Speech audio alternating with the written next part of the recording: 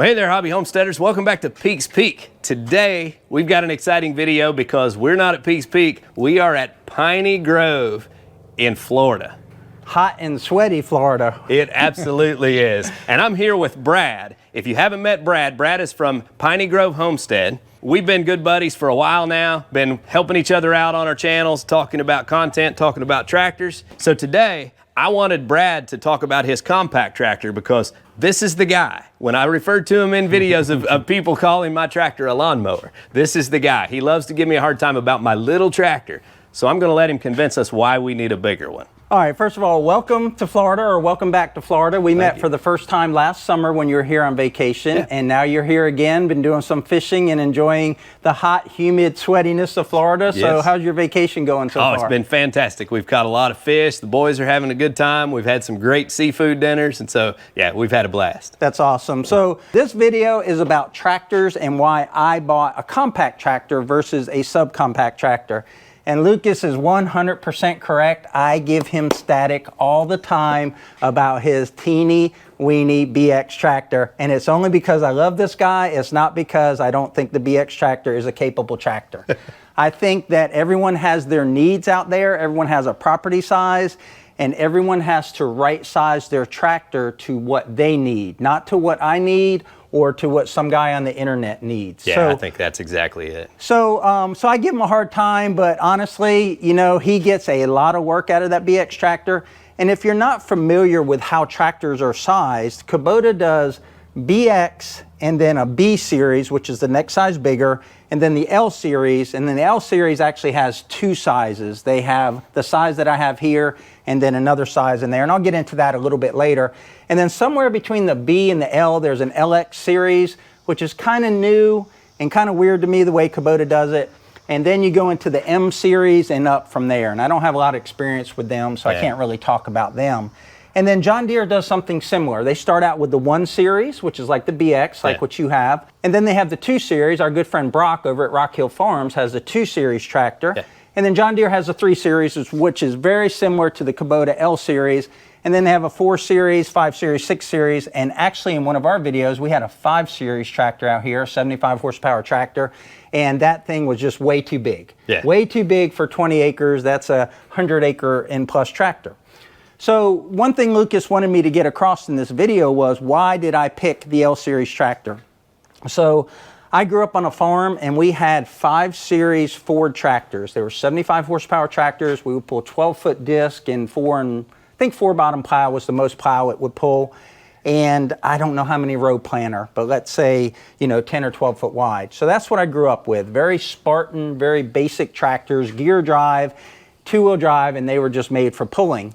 When I got back into doing land management, we had a 1,200 acre hunting lease and we needed a tractor. So I had a friend that had a B7800, so one step up from yours. A little bit bigger tires, a little bit more ground clearance. Kubota, it was a Kubota, 30 horsepower tractor. And it could run, with 30 horsepower, it could run 5-foot implements. The thing about that tractor was we were always getting it stuck. Even though it had plenty of horsepower, it didn't have any ground clearance. So I knew that the BX, one of our friends out there bought a BX, and when he got it off the trailer, he didn't go 100 feet before he got it stuck 2 times. So we knew that the BX, is that rain? So one of my friends bought a BX tractor, and if I have pictures, I'll share them with Lucas, but he was a big old Alabama boy on this BX tractor, and he got it stuck like right away. He just really couldn't do much with it, and it just didn't have the ground clearance. Like I said, I had the B7800. I got that thing stuck so many times. July 4th, 100 and some degrees in Florida, humid like it is now. You see us sweating a little bit. And I got that thing stuck like every 50 feet. And I'd have to take the disc off, get the tractor unstuck, come back. And I just knew I needed a tractor with more ground clearance. So that was my primary motivation. It wasn't necessarily horsepower, but ground clearance initially. Well, that's actually a good point because I have had mine stuck quite a bit. Now, I'm not talking about the last time I got it stuck when it was in 2-wheel drive and I didn't notice it. But everybody on the internet noticed it, They absolutely noticed it. Nobody missed that. But ground clearance is the issue. I end up getting bottomed out, especially, if you've got the backhoe on, the bottom plate to that backhoe is pretty low to the ground. So yeah, ground clearance can be an issue on the small tractor. Now, I have some wet, soggy property down near the house, but I don't do a whole lot of my tractor work right there around the house. So other than playing around with the duck pond and that sort of thing, I'm mostly doing my tractor work up on the hill in trails and tight areas where I don't have that mud and stuff to contend with. So that hasn't been too much of an issue for me with the BX. Right. So yeah, ground clearance was number one. So that's why when I bought my first compact tractor, I bought a Kubota L2800. Bought it without a loader, and this was back before Facebook Marketplace. So back then we used more of like forums, and there was a fishing forum that had a hunting section, and a guy was selling a Kubota L2800. Oh yeah. I didn't really know much about them. I knew a little bit about hydrostatic transmission, so I knew about them. But I bought it, basically met the guy just off of I-10, rolled up with my trailer. He rolled up with his trailer. I drove the tractor around the parking lot, loaded on my trailer, and I owned a L2800. Yeah. I took it to the dealer, and I put a front end loader on it. But getting back to why I chose a series of tractors, and this has nothing to do with brands of tractors, because I didn't really know brands much back then. I grew up with Fords. There might have been one Kubota in our whole county, back in the 70s. I would say the next thing for me as far as tractor selection was how wide an implement can it tow. Right. So we had 1,200 acres to maintain, and we had about 11 acres under till. So we needed something that could pull a 6-foot disc harrow. And I already talked about having that 6-foot disc harrow behind that B7800. And even though it had 30 horsepower, it just couldn't do it. Right. And it's one of the, I think, big misconceptions about tractors is that you need all this horsepower. But if you put 75 horsepower on this tractor, it's not really going to do much more than it can do with its 39 horsepower.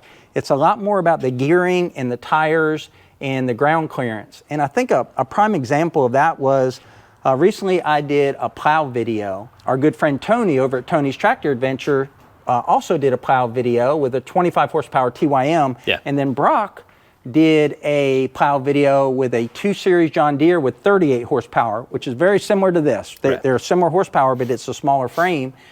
And you can see in our video, we were able to plow easily. And while we have more sand than clay here in Florida, we did have some hard packed clay areas in that video, and this tractor had no problem pulling it because this tractor weighs a little bit more, it has lower gearing, so there's more things involved than just horsepower when you look at what implements you can utilize. Yeah. And that was a prime example. So you can look at those videos on Tony's Tractor Adventures, Rock Hill Farms, and then our Piney Grove Homestead, and see tractors with similar horsepower and what they can pull. Right. Now, I'll tell you, one of the things that I noticed when I first pull into your farm is the way your ground is entirely different than mine. The biggest thing being that I have mostly wooded acreage, and you have some wide open fields, nice, beautiful fields, but that means you're going to want to pull a bigger mower, a bigger bush hog, cover more ground because you've got nice, smooth, flat ground and a lot of it that's wide open, where that's not something that I'm doing on mine. So actually maneuverability in tight spaces is more my concern rather than productivity on mowing larger fields. So yeah, getting back to the 1,200 acre property with 11 acres under till, so when you're weekend warriors and you go out there, if you're mowing 4 foot at a time versus 5 foot, you think it's, you think, oh, no big deal, it's a foot. It adds up, right? It's multiple passes now you have to make across that food be like plot. 20% more. Right? So you can do 20% more. Thanks for doing math while standing. I'm not real good at that.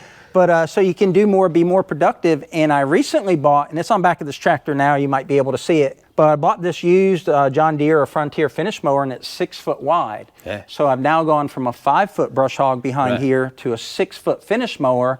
And we do about 6 acres that we have to keep groomed here at Piney Grove, and I can get a lot more done. So the second part of having a compact tractor or tractor, 1 or 2 sizes bigger than yours, is the size of implement it can run. And that makes perfect sense to me. I run my mid-mount mower on mine, which is a 60-inch, and it does a good job for that, but you don't go out mowing fields with that. So I've got that 60-inch mid-mount mower on my Kubota BX, but something I've actually never used is a pull behind 3-point finish mower. So we're actually going to make a video on that today. So be on the lookout for that. Yeah, so I don't have a lot of experience with a finish mower. We bought this and refurbished it, and we've mowed out here twice with it. But what we're going to do in that video is kind of show finish mower versus zero turn.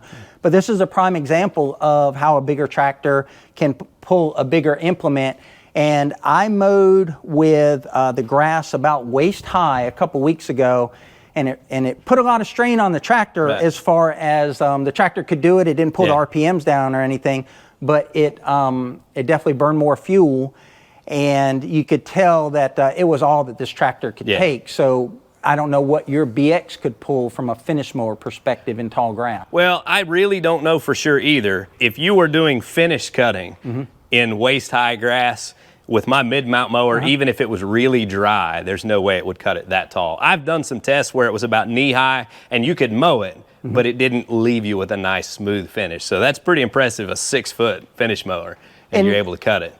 And one thing I will say, if you're out there looking at a tractor, whatever size, whether it's subcompact, compact, or larger, is the hydrostatic transmission allows me to adjust the tractor speed without changing gears as I go. Let's say I have a portion of the pasture that's kind of sparse grass. I can go fast over that, or if the grass is lower. But then when it gets tall, just by letting off on that pedal without changing gears, I can ease the mower into it and let it chew up that grass. So that's one thing, if we're gonna talk about tractors, besides size of tractors, that hydrostatic transmission, I know there's a lot of people out there that are stuck on the standard gear shift, and they're definitely quieter. And Messick's did a video where the gear shift definitely has a lot more pulling power. Definitely ends up with more power to the ground, but man, it comes with a trade-off. There's no question. It does, the hydrostatic. So if you're looking at a tractor, besides size of implements, ground clearance, I definitely would try to persuade you to go hydrostatic, unless you're plowing all the time or doing a lot of heavy ground engagement. And I don't think most of us are doing that. Just like a lot of comments in my plowing video was, that tractor's not made for that. And I'll agree. It's in the owner's manual. It'll pull a 2-bottom plow. But should this hydrostatic tractor be pulling a 2-bottom plow all day, every day? Probably not. But maybe you plow a little bit, get your ground the way you want it, and then it's mowing after that. Well, like for you, you're putting in food plots occasionally. So, doing a little bit of plowing, disking, and that sort of thing is not the same as production farming. So, where they're doing it in and out, day in and day out, 8 hours a day. All right, so what else you got to tell us about this big tractor? All right, so we started this out with, he wanted me to convince you why you should have this tractor, a compact rather than a subcompact. And here's what I tell Lucas all the time, and we text and we talk to each other daily, and a lot of it is about tractors. I will say he has a lot of good arguments of why that BX is like a Swiss Army knife, you call it, right? You've got the loader, it comes off real quick. You got the mid-mount mower, you can mow. You also have the 3-point hitch, you can do things with that. And I tell him that he needs a bigger tractor because he's pushing that BX to the limit. And he gets a lot of good work done. He's a great operator. But I feel like if he had a stronger tractor, he maybe wouldn't stress it out as much, right? He's operating it at its extreme limit, whereas I'm operating this tractor more at, like a normal use, so to speak. I'm not at the extreme limit of this tractor. And one thing he talks about being maneuverable and getting in small spaces, I really would like to get this tractor on his property and show him that this tractor is very maneuverable. And because the tires are wider and have a lot of flotation, I'm probably not going to get it stuck as much as you think I would, because sometimes I'll be able to power through and not high center, whereas you've got a lighter tractor and you think that maybe, I can get across this wet spot, but as soon as you high center, you're done. And one thing that I would recommend to folks, right, everyone has their own budget, and Lucas has chosen the BX tractor because of the mid-mount mower, also because of the backhoe function that's on it, and he can do so many things with one piece of equipment.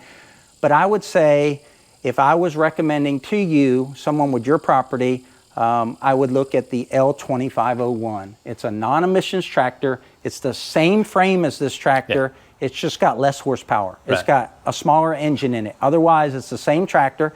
It's relatively inexpensive at $20,000. And I can say that I don't need this 39 horsepower as much as you might think. I can probably do 80% of what I do here with a 25 horsepower tractor or Right. a L2501. So that would be my recommendation that people out there is look at that compact tractor frame, but get that 25 horsepower tractor where they don't have to deal with the emissions. Right. So I would say, honestly, there's not a one-size-fits-all answer to which tractor should I buy, because like Brad opened with, you have to buy the right tractor for your property and your operating ability. And I will say that to begin with, choosing the BX was 100% the right move for me. But I will also say that as I've learned to operate and do more and get more out of the machine, I have gotten to a point where I push it to its limits, and I've broken some things. So I think that possibly moving up to a larger frame tractor would be of benefit to me at this point. All of that is to say, if you're in the market for a tractor and you're trying to make the decision, the best thing you can do is watch videos like this, hear from people who have property that compares to yours, look at the projects they're doing with it, and find out if that's going to be the right choice for you when you make your purchase. I 100% agree, and I will tell you that most content creators in the tractor space want to help people. Yeah. Obviously, the comment section is a good place to try and connect with someone. But let's say in this video, put a comment down below, and Lucas and I may not have the answer to it, but there may be someone watching this video that does have the answer. Yeah. So if you've got, hey, I've got 12 acres, it's largely wooded, you know, what tractor should I have? People on YouTube and the internet would love to give you advice and help you spend your money. Oh, they definitely will spend your money. That's a fact. Well, Brad, I really appreciate you sharing with us the information about your Kubota L3901. It's been a learning experience for me, and I'm excited to get on this tractor and do some operating, as well as get on that Mini and try it out. So be sure and keep an eye out for those videos coming up. We appreciate y'all watching. Y'all have a good day. Tractor hard.